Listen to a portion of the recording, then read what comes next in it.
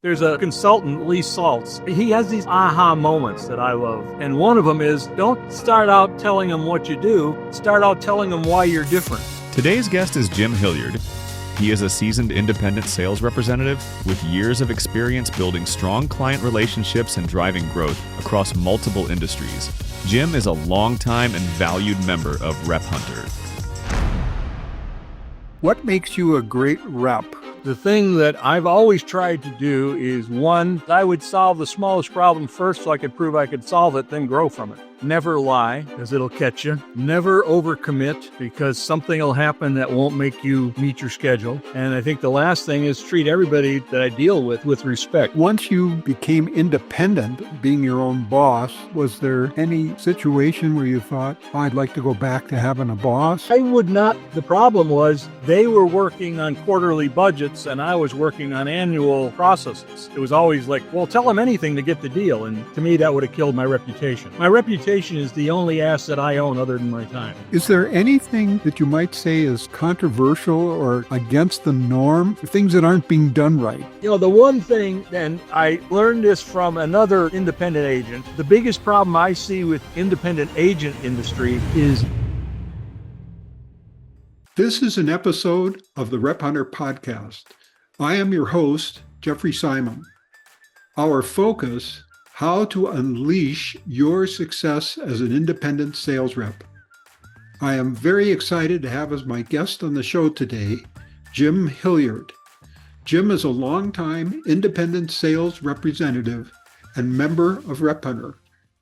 We will be sharing Jim's experience as a successful independent rep. Welcome to the show, Jim. Thank you for inviting me. That's great. We're just really glad to be able to interact with our members and, share experience and hopefully provide something of value to the viewers. So let's get right into it. I have the first question. What makes you a great rep? First of all, I use the word great conscious, humbly. I'm a surviving rep. The thing that I've always tried to do is, one, never lie, because it'll catch you. Never overcommit, because something will happen that won't make you meet your schedule. And I think the last thing is treat everybody that I deal with respect, even to the person that answers the phone there, because a lot of salespeople refer to them as the gatekeeper. I look at them as the gate opener. If they know I'm not trying to take advantage of them, they're going to want to get rid of me anyhow, but they're going to help me get to the right place. Gate opener, that's a different way of looking at it. It's some of these attitudes that can make all the difference in how things go for you. How did you get into sales? Well, is this a 4-day podcast? No, we're going to have some limits. Okay. But, started out in grade. Give the high point. Started out in grade school. That I was in the band in grade school, and we had to sell turkey raffle tickets for something. I don't know what. And a guy came to my door one day, and he was a Fuller Brushman, and his name actually was John Smith. I said to John Smith, I said, would you like to buy? Or matter of fact, I think I said, you don't want to buy a turkey raffle ticket, do you? And that was his first training, is you never say that. And he had me say, how many turkey raffle tickets would you like to buy? And then if they said one, you'd say only one. Anyhow, so that was just a little thing. But he said, what you've got to do is make sure you say why you're doing it. They're not going to buy turkey raffle tickets because I want them to buy it. They're going to benefit somehow. And so I enjoyed it. The little that you know of me, you probably don't know that I talk to everybody and forever. And so I love going up and down the street, just knocking on doors. And I kept a little notepad of the people that weren't home so I could go back for follow-up. Didn't even know I was following up, but that's what I did. So then I enjoyed that, got into high school, did the same type of things. I was playing in a band. The band was playing in nightclubs. I ended up going to college, was a musician. I decided that I should help my other fellow musicians in the fraternity get work. So I started a booking agency, which was selling talent. And from there, I decided instead of just to the fraternities at our campus, I should go to all the fraternities because they all had the same parties and things. And then I realized high schools had proms. And then somebody said, well, to get to all these people, they said, you should use a computer. And I said, what's a computer? And from what's a computer, I was able to run the state of Illinois for all the schools for dances and things. And from that, it just one thing led to another. Went to college, or finished college, and ended up teaching school, playing in a band. The band played in a lot of nefarious nightclubs, so I got to meet some nefarious characters. And I learned that those guys were not the nicest guys, so I treated them well. And by treating them well, they treated me well. And one thing led to another, and the FBI found out that I knew all the gangsters in Chicago. So I ended up being, I was an undercover officer for the FBI for about a year and a half. I didn't have to follow the dress code. I had long hair. I was playing in a rock band. They gave me my identity. And from there, I was teaching school. Teaching school led to school administration, things of that nature. And I ended up doing negotiating. I was always good if they couldn't afford something, I'd say, well, what else could we look at doing? How would that impact you? How could I help you do this? Whatever. Just always on the help thing. There's a book on the market that I really like. It's a real fast read. It's called, I think it's called Getting to Know. I never can remember the title, or maybe it's Going for Know. But the whole idea is so many people, especially salespeople, cold calling, whatever, you look for how many successes you want. In my case, I say I want to get at least 15 no's before noon, because every now and then somebody will screw me up and say yes. And the thing is you take 15 no's, you take off for a while, and then you follow up and do what you have to do. So I've been doing that a lot. I worked for large companies. I worked for NCR, had a very good program on that. I was recruited away to go to work for Hewlett Packard, worked for Hewlett Packard for, I think, 14 years. And they sold my division. So I was looking for something to do. And this company called IBM picked me up. And IBM stands for I've been moved. So they always wanted me to go to different parts of the country, which I didn't want to do. When you live in Arizona, you don't want to go back to Minnesota to see the snow. And so, okay, tell me about it. Yeah. And so one thing led to another, and I decided, and the other thing too is with the larger companies, they only cared about you selling their products, not solving the customer's problems.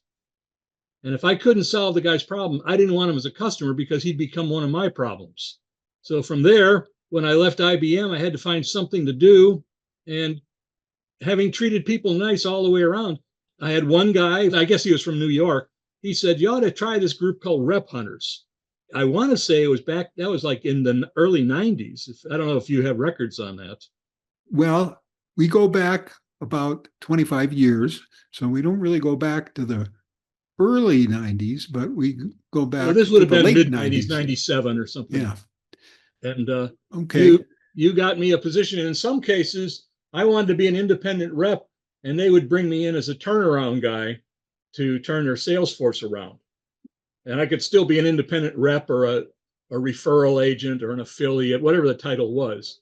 And I just liked it that I didn't have to follow their rules as such. I will stay within their rules, but I will bend them wherever I can. So, which drove them crazy. And, one group, matter of fact, I've slowly merged away from selling products to helping people reduce expenses in their operations. So right now I can reduce your credit card processing costs. I can decrease your water usage. I could decrease your electricity. I could decrease your legal fees. And the whole thing is I'm coming in with the approach, I can help you save money. Do you want me to do that? Or do you want me to come back next year and find out how much you lost? And as you can probably tell, I'm not 16 years old. So as I get older, I keep saying I get crustier because it's like I've been told no so many times on things, it doesn't bother me. And that's the other thing is don't let no be never. No means not now. Right. In your process going through lots of different steps, would you say that you was there a path? I can't really tell from what you said if there's a pathway from working as an employee into going independent. Was there something that got you, Well, how did you get independent? for instance, with Hewlett Packard and IBM, especially IBM, they would change your territory like every 9 months. And one of the reasons for it is they didn't want to develop too good of friendships that you might have some nefarious activities. Hmm. And the thing is they would give you 3 months to basically rape and pillage that territory before the new guy got it. So it's always end of year, and you're getting ready and you're closing hard and all that. And I kept thinking about, like, I was in medical products group, and it was being recruited for medical products group, and they couldn't understand why their sales reps kept turning over. And I said, well, you got to realize a major medical decision is going to take 18 months to 20 months to go down, and you'll have changed the sales rep 3 to 4 times in that period. So there's no relationship build up. There's no anything. So I said, you got to match it this. So it ended up that they put me in. They wanted to offer me the East Coast of the United States. And once again, Arizona and Sunshine won out. And so I ended up going with the Western. I didn't want to be the leader. I really hated being a sales manager because I had to worry about enforcing rules and looking for vacation time and who's not doing what. I wanted just to go out there and meet people and see if I could solve problems. Solve problems. So and being an independent rep, I could choose what problems I wanted to solve. So an attitude of, not an attitude, I'm going to close a sale, the attitude, I'm going to solve a problem. Right. So that seems like a key. And the other thing I would do is I would solve the smallest problem first so I could prove I could solve it, then grow from it. Uh-huh. Get some credibility. In the computer industry, that was called lovingly selling the machine pregnant. Because you got a little machine and they all can grow, but your machine was already in there. Okay. So once you became independent, being your own boss, was there any situation where you thought, oh, I'd like to go back to having a boss? Or once you got freedom, how did you react to that? I would not, and I did a number of times, go back as an equity partner in things, but it always worked out. And I really have no problem with that because I was making the direction, developing the directions. The problem was they were working on quarterly budgets and I was working on annual processes. And so, it was always like, well, tell them anything to get the deal. And to me, that would have killed my reputation. My reputation is the only asset I own other than my time. Okay.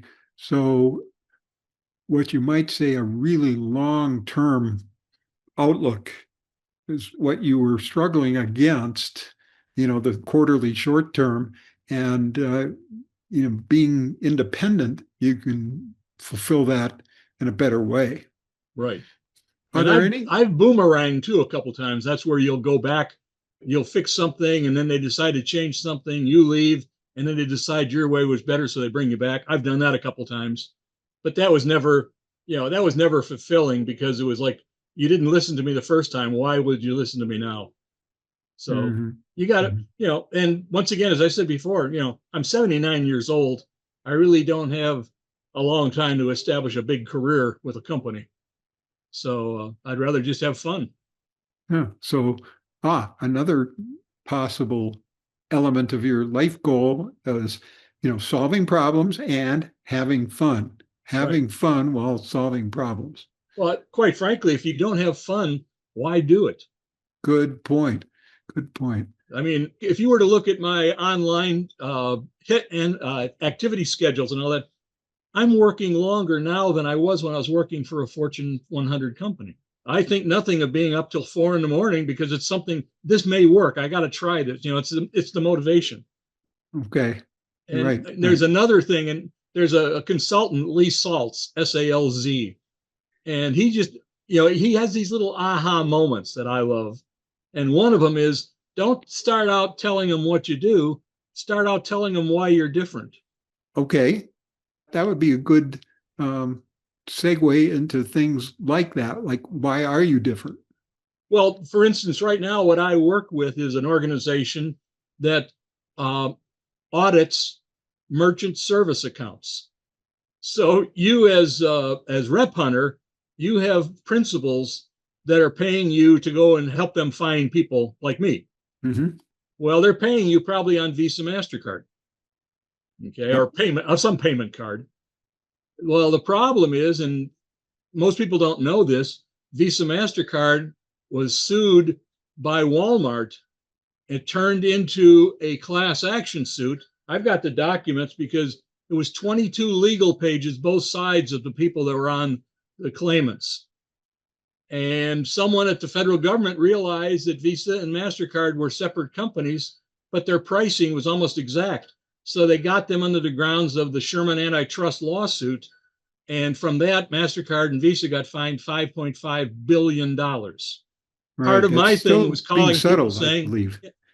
yeah, part Yeah, of I my think the thing was, settlement's still working through that. well, the settlement claim period is ended like in May of last year, but I don't think anybody's seen any money yet. And quite frankly, if I were MasterCard, I would have done what they did, and that was not tell anybody about it, because if they don't claim it, they don't pay it.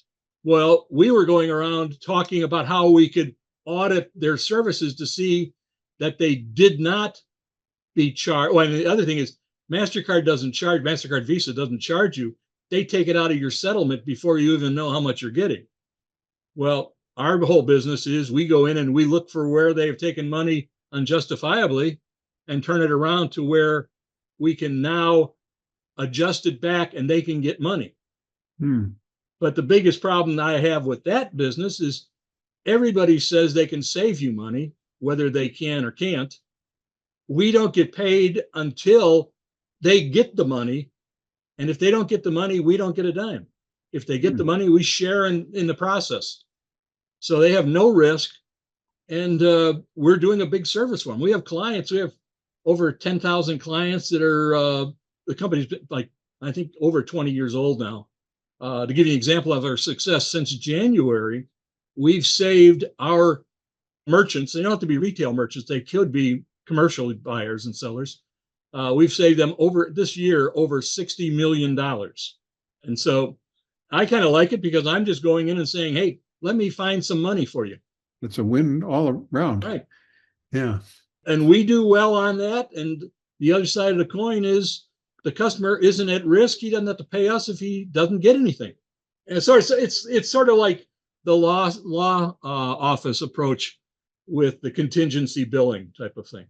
Right. So that's kind of, would you say that is something that you did? You got RepHunter principles and clients? Actually, that? One of the RepHunter clients that did a similar thing, but they were charging up front. One of their people actually went with this group. He remembered me and called me because they wanted somebody in the West Coast. So there are I used connections. to predominantly cover Arizona, Nevada, and Southern California. Okay. So Sunshine Belt. Any other positive things that would be related to working with the principals that would be worth sharing? Yeah, in one point, you had a rep, I believe his name was Greg. He was out of Wisconsin, I think. And he had a company that was having difficulties. They didn't even know they wanted to get me engaged. He introduced me to them. And everything went fine. The product, there were some issues with the product and philosophies, but I would have never found them. I would have never looked at that industry. And so Greg introduced me to that. And you used to have a service too, where you could sort of, I would say you would build out sales forces. Yeah, I never did that because I was already doing something else at the time. And Brenda, who is one of your people, is just excellent.